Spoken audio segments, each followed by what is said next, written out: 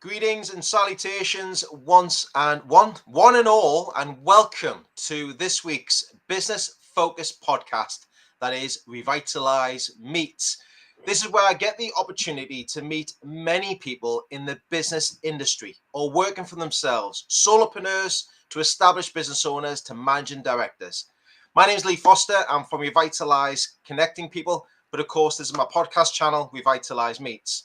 Now, this week, I've got the great pleasure to be welcoming along a connection who's been helping many business owners, corporate and individuals, helping them simplify their sales solutions, to identify what they're looking for, identifying the opportunity in various sectors and industries. Can you please welcome with me today, this week, the one, the only, the man, the myth, and the legend, that is Marc Christensen of Simpatico Solutions. Marc, how are you today? Good afternoon or late or early evening, Lee. Yes, I'm good. Thank you. Thank you for having me on your famous podcast. Well, thanks for saying it's famous, but thanks for that. I appreciate it. Um, Marc, I've known you for a long time. I've played golf with you in the early days. We've learned about your business. You've been through a lot of different things over the last few years, but you've been doing some great work over the last year and a bit, really, with what you've launched with Simpatico Solutions. Would you mind sharing with everybody who's watching and listening today on the YouTube channel and LinkedIn Live the story so far about your business, Marc, if you don't mind? Yeah. If I go back to the starts of kind of where things started from, I've worked in sales kind of my whole life since leaving South Africa, coming to the UK. I kind of went straight into it. I've always been that kind of character. Um, and I've always worked for people, and I've always had this urge to, I want to go and do something on my own. And I never really found the right time to really do it. And then, I went on holiday last October to South Africa with a friend of mine. And, after 3 days, he fell ill. And sadly, whilst we were on holiday, he passed away. Oh, sorry. So that was the kind of moment, I think, in my mind, in my head, that I realized life's short, right? It can be taken away in a moment. And do you want to live life regretting, "Oh, I wish I did that 20 years ago. I wish I did that." So when I returned from South Africa on my holiday, I had a strong inclination that that's what I wanted to do. Wasn't sure when I would do it, but I was pretty sure I wanted to do it. Mm. Turns out that I handed my notice in within 24 hours of returning. Um, and I decided that I was going to go and set up a lead generation business for IT, tech, telecoms companies. Mm. It's where I've worked for the last 22 years. It's what I know. Um, Sadly, another kind of event in my life impacted the business on launching. My mom's passing in Mm. December, which was sudden and unexpected. So I was away kind of all of December and a little bit into January. So we properly launched the business in January, Mm. and it started off focusing on that lead generation for IT and tech businesses. Um, where we are today, it's evolved a little bit through conversations we've had with clients, potential clients, people that have met me at events. Lead generation has been the foundation of it, but there's services we now offer complement lead generation. So when you look at things like fractional sales, we're providing leads for people. They might not have the resource to actually go out and sell those leads. Mm. So there's a service offering for that, and post sale as well. You might be a small business or a big business selling products and services. You might need good customer service, good customer support. We can offer that as well. Wow, there's loads. I mean, from the idea of thing, man, I'm sorry to hear about everything that's been going on as well. But, from the idea, the infancy of deciding to hand your notice in to actually creating the business and the idea and then launching it the early part of this year as well. There's been a lot going on, especially where you start off with the sort of IT industry. Before we get into the next sort of segment of the interview with you, Marc, what was it like delving into the IT sector? You've got a lot of background in that, but now identifying lead generation, how did that work for you? Well, if I go back to the early days working in kind of IT tech, I worked for a company called Intelligence Networking, Inco. There'll be a number of people that probably will be watching this or get coming to see this at some point. They were probably one of the big players in the UK at that time for a number of years. I think at one point we had a team of 80 to 100 lead generators. We worked with loads and loads and loads of IT companies, tech companies, direct vendors, people directly like SAP, Microsoft, Oracle, then the reseller channel, small independent ISPs. We worked with so many people all over the UK. And that was really the start of me getting involved in IT. And I just really enjoyed it. I'm not a techie, but I've learned a lot. I understand technology to a degree, but I think it was the fascination that in business, you don't operate with IT or tech. You just can't. So it doesn't matter how many recessions you have. It doesn't matter, how many um, pandemics you have. The one consistent in business is technology. And I think that's something that's kept me involved and kept me learning. So I was always going to, if I was going to set up a business, it had to involve IT. And I was pretty good at lead generation. I had a lot of people that I used to train. I wasn't always the best manager because you have to manage the way some people want you to manage. And I've learned a lot about me as a person over the years that now I want to give back not to the employees, but also to people that work in IT that deserve to have a good product, a good service, and a good relationship with someone that they can trust, that they can work with. So I'm using everything I know, right? I'm using my sales experience, my marketing experience, business development, and my knowledge of the IT landscape to try and offer a valuable, cost-effective service to companies. It's great to hear that, and I totally agree with you. I mean, IT plays a major part in many businesses now. I think more than ever before. Communication, you know, processes, lead generation, automation. People can find anything they want online, especially using tech. There's so many bits of minefields out there, though, that you've got to work with the right tech companies to make sure you're protected at the same time. We know many of them out there as well who can make sure you're protected. The next part of it then is looking over the sort of last 6 months. You've had a lot of challenges. We've discussed a lot of things that have gone on. What's been your greatest achievement through one of the biggest challenges that you've had in your business in the infancy of starting 6 months ago? I think my biggest achievement was getting the nod to be on your podcast. You sweet talking devil, you. No, listen, I think we're in our early days. We're in the infancy of this business. I've got a long-term plan of what I'm trying to create, what I'm trying to build. The fact that we've got to 6 months and we're still going in a very competitive market and competitive and challenging times, I take that as a huge achievement. And I take every month that we're going as a milestone, as an achievement. That for me is what I look at from an achievement perspective. Getting a big deal is great, but a big deal only lasts as long as you can deliver it. For me, consistency and being able to stay the distance is the achievement. That's what I'm looking at. I think what's interesting about you, Marc, though, is, and I'll give testament's due here for you, is building your pipelines around you. You've been very good. You've been part of that sort of networking arena, speaking to people, building those relationships up, which is a key component to any business in its infancy and it's just starting off. But I think what you've got to give credit where credit is there is building the pipeline around you. And I think that's something that's really important to your business, pipeline building, correct? Absolutely. Building pipeline, nurturing pipeline. Sales is not a hugely difficult concept, really. You've got to understand who you're talking to and why you want to talk to them. What are their challenges going to be? Sometimes you just need to take a little bit longer nurturing a conversation until they are ready to sit down and have those conversations. What I see a lot of people trying to force the issue, and when you force it, you come across as desperate, and it's not good for your clients, not good for the prospects. So it's about timing, it's about nurturing, it's about understanding, having empathy, showing emotion. These are the good traits, I believe personally anyway, that makes us good at what we do because we understand that buying cycle. Yeah. And that's a key thing that's really interesting, Mark, is the buying cycle.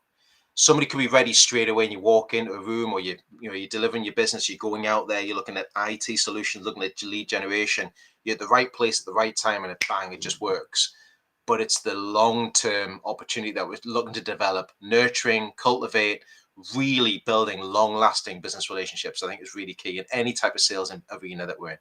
Absolutely. The kind of rule I look at is the 80-20 rule, right? 80% of the business that we close and convert is kind of nurtured over a period of time. 20% is kind of low hanging fruit, someone that you've managed to speak to just at the right time. They've walked out of a meeting, they've agreed they need to spend money on generating new sales opportunities. And, we've just happened to drop them an email or, we've happened to give them a call and it's at the right time. But like I said, 80% of the deals that we kind of convert into customers as the long-term game. It's building, it's nurturing, it's multiple conversations, getting to know you, getting to trust you, getting to like you. That's another key one as well. Is getting to know like you is really important, but knowing how to trust you, because without any trust or confidence in who you are, how can they pass your business through? And that's just the art of selling. It's just Yeah. building trust into people. So we talked a little bit about technology there. We talked about the tools that we use and the industry that we're in, etc. But technology plays a major part in anybody's business. How have you adapted? Because we know you've got a South African background. Yeah. We're living in a hybrid world right about now, living like we're doing now online. How have you adapted your business for future proofing it to living in a hybrid world? How is that playing a part with you right now, Mark? Well, so for those that don't know, I think you will know a little bit about this, Lee, but our whole business model is built around using South African resources. Okay. So all our lead generators, if you like, our SDRs, are all based in South Africa. Mm-hmm. We have a CRM system that we use here in the UK and in the in South Africa. We have a phone system, a contact center phone system, where calls are recorded and we get full analytics, so we can provide real granular, detailed reports. And we've got people that manage the teams in South Africa. Mm-hmm. So it allows me, with my business structure and model, to scale very quickly because the partnerships and the relationships that we've set up in South Africa, we can set a campaign up.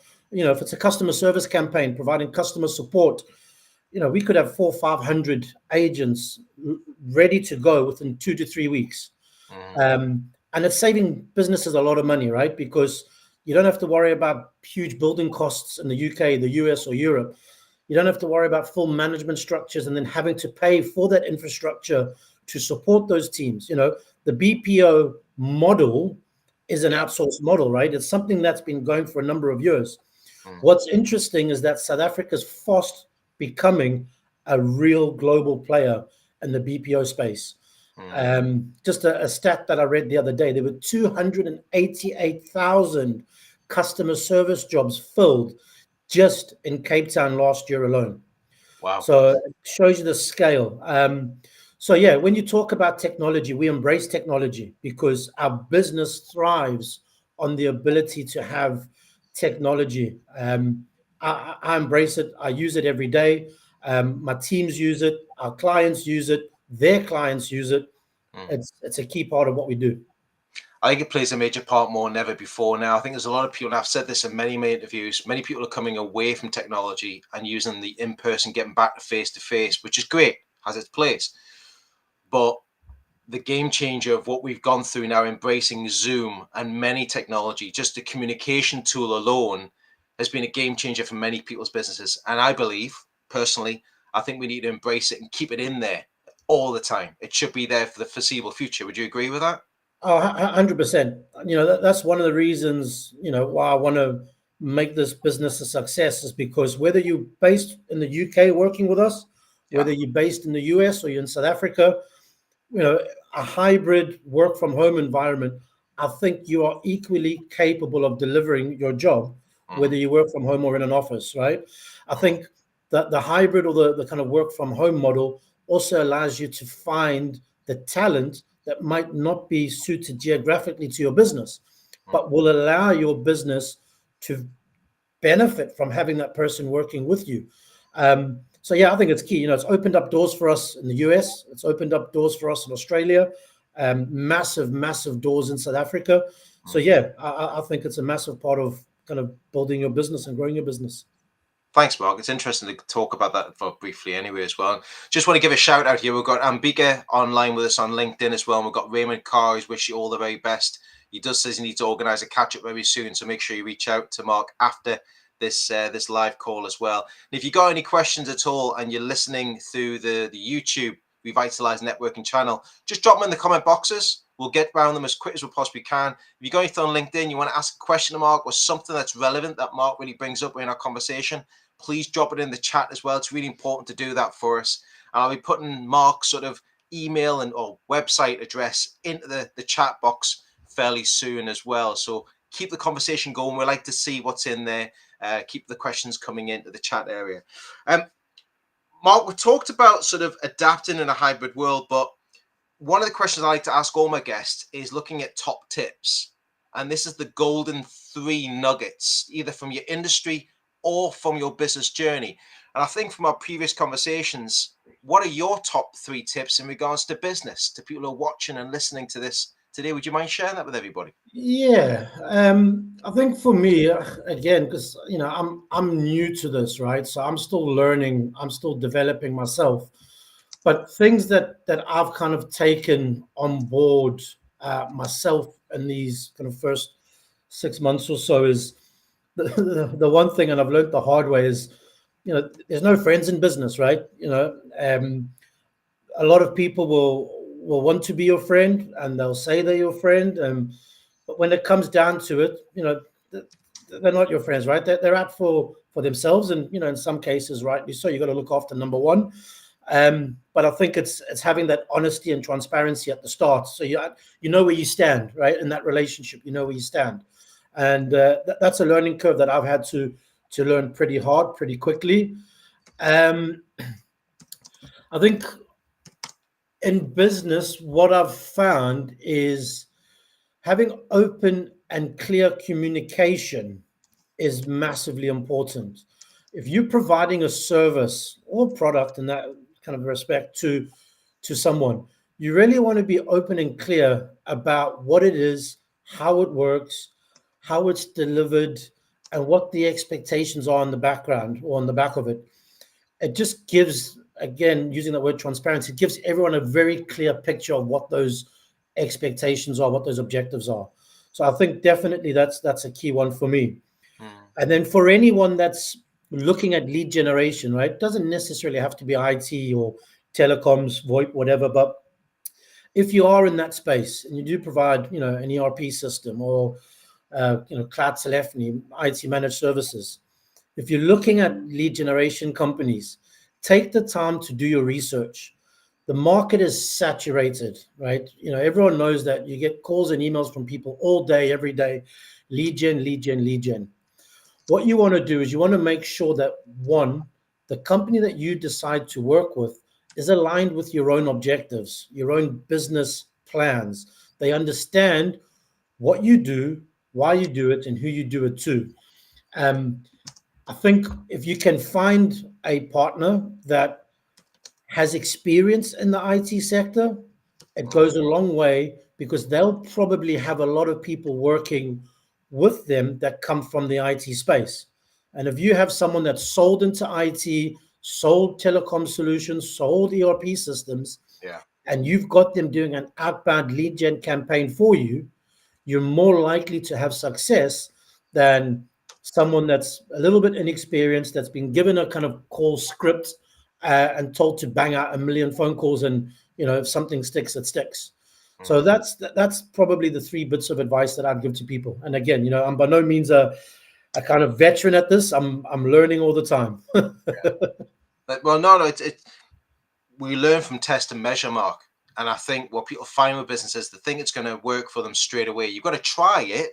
You never fail at it. You've got to give it a go. I never think you fail it. You always learn. You should be learning from trying things, always giving something to try. And, one thing I've been reading lately is massive action. Take an action on it. Give it a go. Don't procrastinate and think about it and go, oh, should I do that? And I think that's so important. Give it a shot. Learn. But as long as you learn from that and you adapt to your environment and your experience, I think it's really important. Absolutely, yeah.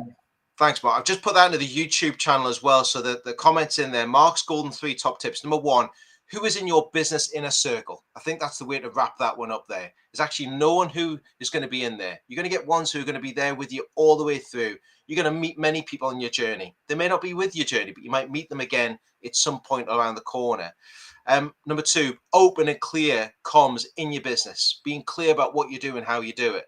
And number 3, I love this one. Do you research regularly with business who you wish to work with? Due diligence. Do your due diligence on the people who are going to be potentially strategic partners who are going to work with you closely as well. I think there's 3 great points there, Marc, and thanks for sharing that with everybody. Yeah, really important. I talk a lot about this with individuals. I know you've got a lot of different hobbies that you do. Family is very close knit to you and what you do regularly. And thank you for being so open at the beginning of today's chat as well. But how do you take time out to work on your business? And how much time do you dedicate to personal development for you? Well, when I can find the time, yeah. So it's difficult, right? Especially in the early days. You hear a lot of people talk about these stories on LinkedIn posts and stuff. Get up at 4 a.m. and do your exercise and meditate and read for half an hour and da da da da da. The reality is that life doesn't work like that, right? As far as in my opinion, anyway. You try and fit what you can when you can. I have a little bit of flexibility because I can work in my own schedule, so to speak. So when I've got my son, who are co-parents, and I have him a few days a week, I like to keep my afternoons open so I can spend time with him. We do some homework. We might play some on-game lines together, stuff like that, go for a walk, go for something to eat. And on the weekends, I tend to do a lot of downtime. Because I didn't have enough time on my hands, I got involved with a South African restaurant, as you know, which I've shared about. So Shoshaloza, 959 Duke Street, just a little plug in there. It's an authentic. We plug. Love it. It's an authentic South African restaurant selling, traditional South African food. I've actually got my son involved in that, right? So he's been coming along and he loves eating the food. We launched our TikTok last week, I think it was. And my 13-year-old son runs our TikTok account. I did a TikTok video that got 200 views. The 3 or 4 videos he's done have had, 900, 4,000, 3,000 views. So clearly he's got a knack for technology as well. But Monday to Friday, I'm head deep in the business. I've got a great employee, Jacqueline, who works with me, who since coming in the business, has really taken a lot of things off my hands. And she's still learning about the tech industry because she's great dealing with customers, but we're trying to get her up to speed on the technical side. And she's brought in a lot of value in terms of processes, structures to make life better for clients. And that was one of the key things that was missing. So yeah, downtime is very little when I close my eyes and sleep. But when I've got my son, I like to spend time with him and step away from work when I can. Yeah. It's interesting you say about like having a certain routine in the mornings. I think routine in the morning is important to get your mindset in the right place. That's my personal opinion on that side as well. I think that's important. But what you mentioned there is that we all have to embrace is taking downtime on weekends to recharge the batteries type thing, to completely decompress and to make sure you're fresh for the next day, because it's a full-on thing really running a business. Oh, 100%. 100%. My routine is, I've got my own routine, right? But it doesn't start at 4 a.m. But yeah, my routine starts, around 7:30 in the morning. And sometimes it involves getting a 13-year-old ready for school, which is a challenge in itself. Yeah. But I like to have a relaxed start. I don't like to put too much pressure on myself. I tend to do more of my downtime in the evenings and reading in the evenings if I'm reading, and events and stuff in the evenings. That's what I like to do. During the day, I'm working. I'm focused on work. I'm looking at improving what I can within the business for clients on what we offer, how we offer it, etc. Are you reading any business books at the minute? Are you reading anything in particular? Nothing particular at the moment. I have a list of about four that I've been given. I tend to not want to focus reading too many business books. I look at like autobiographies because you get a lot of value in autobiographies. So I've started going down that route. Brilliant. That's important because you actually pick stuff up from other people instead of listening to the business guidebooks and things like this. It's actually the autobiographies where they've gone through those challenges and Yeah, come to the side. You actually learn a lot from that. I agree with you. yeah, absolutely, absolutely. So, Marc, what is? Thanks for sharing that with us. What's next around the corner? If you could really fast forward 6 months down the line, what's next for yourself, your business, Simpatico? What does it look like in 6 months' time for you? 6 months time, I am looking to have the kind of three core services, if you like. So the lead gen business, the BPO business, and fractional sales business really operating at full tilt. Each having their own UK-based salesperson that's going to kind of grow and lead each of those divisions. Um, for me, like I said, it's a long race. It's about being here not in 6 months, but about being here in 5 years. Mm, Um, so yeah, if I can continue to grow, develop, and have more clients on board, right? Listen, I'm not going to lie and say that the BPO isn't the most profitable part of the business, right? So when you're talking the quantity of people that we would basically bring on board to work with clients. One proposal that we're currently working on is over 300 customer service agents. That's a really good project for us to win if we can win that. mm, But for me, lead generation and having 10, 12, 15, 20 kind of lead generation clients delivering a really good service, that's a good business to have, right? It's a really good business to have. Um, but then we've got the fractional sales side where we've already got 6 conversations going with clients. We've just launched that business, mm, or that business unit, I should say. A lot of value that businesses will get from that, right? Mitigate risk on hiring full-time salespeople. If you're a mm. smaller business that maybe can't afford a 35, 40 grand kind of package for someone, there's a lot of people out there that are experienced, good people that only want to work 3 days a week or Yeah, 2 days a week, for example. So we feel that that service kind of brings those two people together. The BPO side is a huge growth area, huge growth area.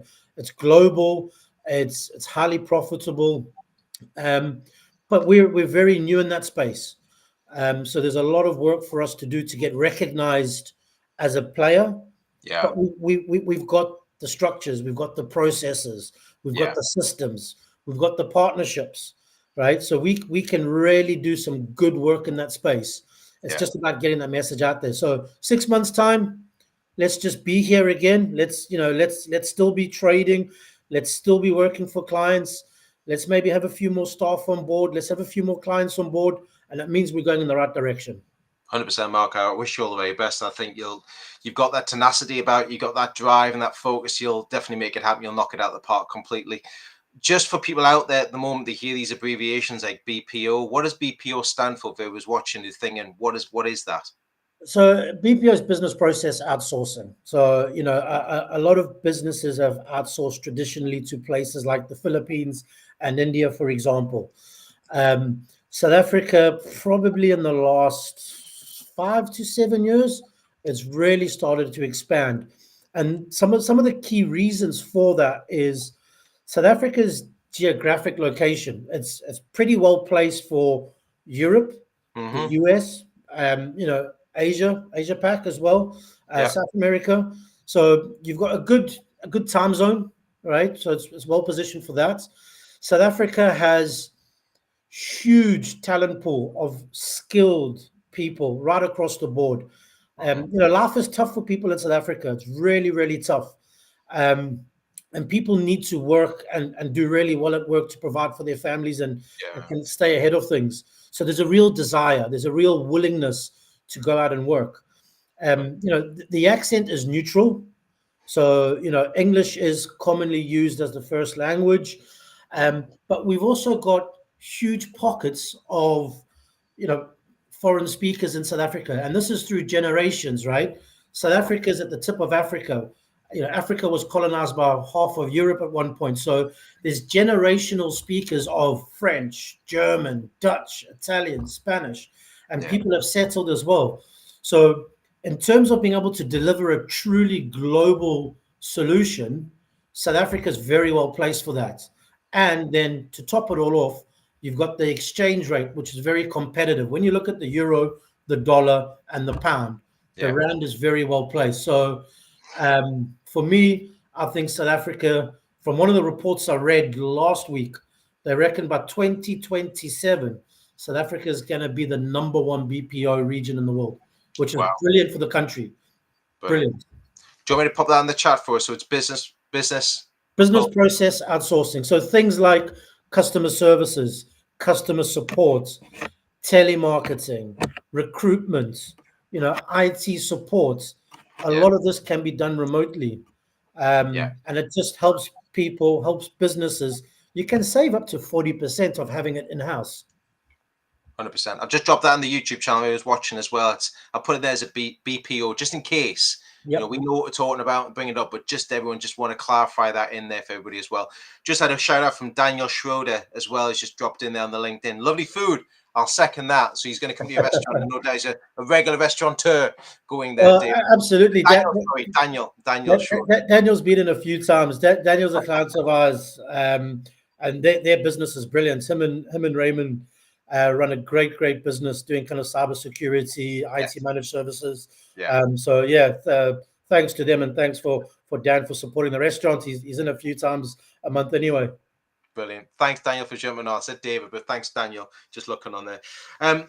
So for everyone's watching and listening right now, Marc, I always like to finish off with this question with our chat. If someone could help you today make a game changer for you, right? A gate, open it up completely, open up the door for you.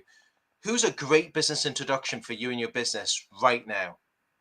Who'd you ask for? Oh, you see, if I had a pound for every time someone asked me that question, right, I could retire.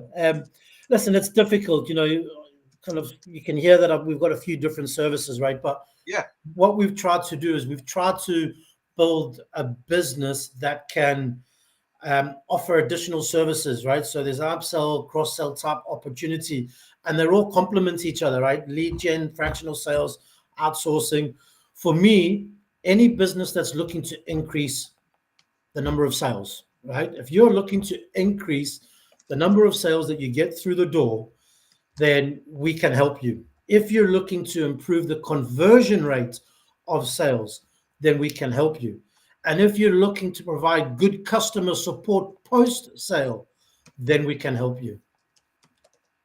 Yeah, I'm just dropping that in there as well. I've just put two in there, which is improved conversion rate and also business looking to increase sales ops. That's in there as well. Thanks, Marc. It's really Yeah. important to look at that. Now, that could be a solopreneur, could be an established, well-rounded, larger business from maybe 0 to 3 or 5 years, but also could be a corporate customer who's got multiple industries, multiple clients that are running through them as well. And Absolutely. Biggest just put a question in there for us as well, Marc, and just hopefully you'll be able to answer this. It's actually nice to do this. And Big is asking, how do you evaluate which clients you want to work with? How do you go through that process, Marc? Yeah, so we've got ideal clients or ideal customer profiles, right?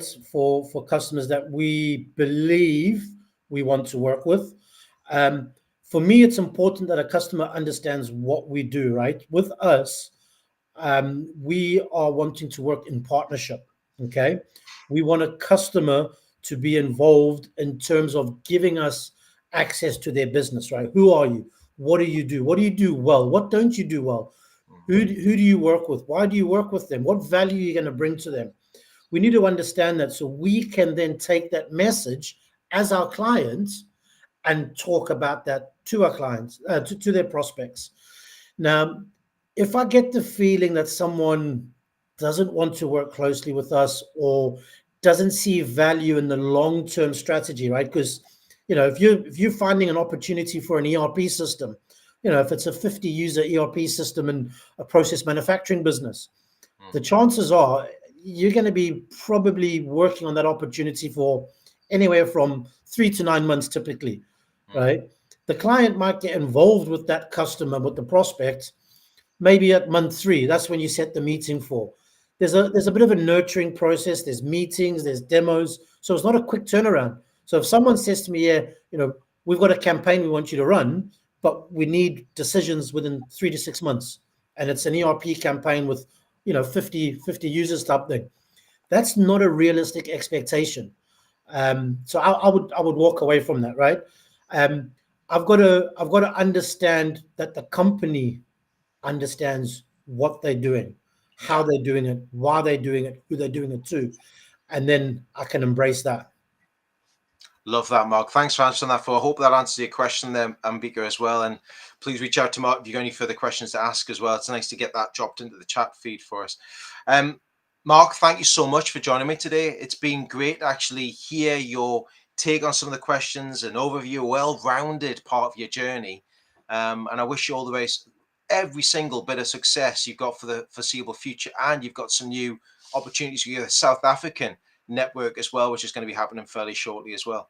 Yeah, no, that's awesome. Thanks for that, Lee, and thanks for kind of obviously giving me the opportunity to talk about the journey. You know, you hear a lot of things from experienced business people, right? And you kind of got to waft through what's real, what's not real, right? Business is easy, it's great, it's wonderful. From personal experience, it's damn hard, it's damn tough, it's damn stressful, Yeah. but it's enjoyable because it's yours. It's something that you're building, that you're creating. And what you do is you bring really good people around you that come on that journey with you. Yeah. And that's what I'm looking to do. And I want to give back. I've been in the UK 22 years now. This South African network that we're looking to create is for South Africans that are working in business, right? So whether you're a senior manager, a director, or an MD, but it's to work with other South Africans in the UK, not just networking, but talk about things about maybe sponsorship of bringing resource in from South Africa, or managing what it's like to set up a business in the UK for the first time. Where do you go for funding? Where do you go for support? So all these kind of things. So that's the idea behind it, just to try and give back a little bit. Um, but yeah, listen, thanks again for having me on. Thanks for people for watching. Thanks to everyone for their support since we started the business. Thanks for Jacqueline McGoldrick for coming on board in the early days and sharing in the stress and the pressures of business. And yeah, 6 months time, we want to be growing, still trading, still providing a service and helping businesses, and in 5 years time still be here. Brilliant, Mark. Thank you so much for that. Again, I appreciate you joining me today as well.